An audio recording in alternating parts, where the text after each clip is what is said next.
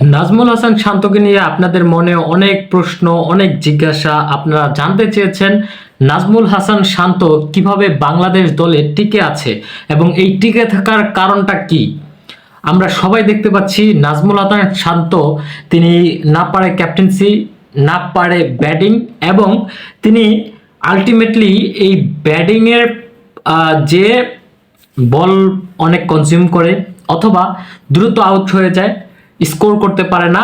এর ফলে বাংলাদেশ দলটা একটা চাপে পড়ে, মিডল অর্ডারের উপরে সব চাপ এসে পড়ে।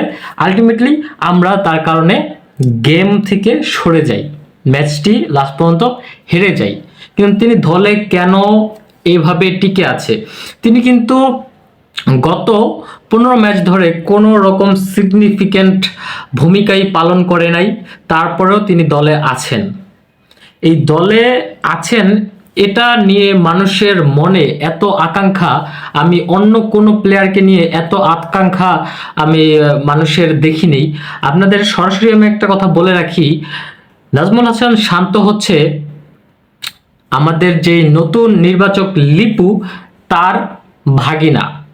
এবার বিষয়টা আপনারা বুঝতে পারছেন যে নাজমুল হাসান শান্ত তিনি ক্রিকেট খেলেন এবং তিনি কোনো রকম বাংলাদেশ দলে ঢুকতে পেরেছেন।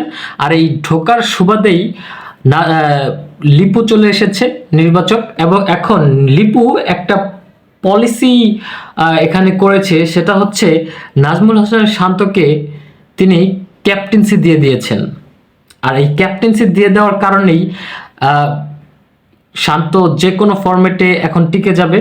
তিনি যত খারাপ খেলুক তিনি দলে থাকবে, কারণ তিনি হচ্ছে ক্যাপ্টেন, তিনি ছাড়া অন্য কেউ নাই দল লিড দেওয়ার জন্য। সেজন্য তার যেই খারাপ পারফরমেন্স, এই পারফরমেন্সটা হচ্ছে কনসিডার করা হবে। তিনি যতই খারাপ খেলুক তিনি দলে থাকবে। বিশ্বকাপ দলে কখনোই নাজমুল হাসান শান্তর মতো একটা প্লেয়ার চান্স পাবে না, এটাই আমরা জানি। কিন্তু তারপরও তিনি চান্স পেয়েছে শুধুমাত্র ক্যাপ্টেন্সির কারণে। এটা সম্পূর্ণ একটা পলিটিক্স, ক্রিকেটীয় পলিটিক্স।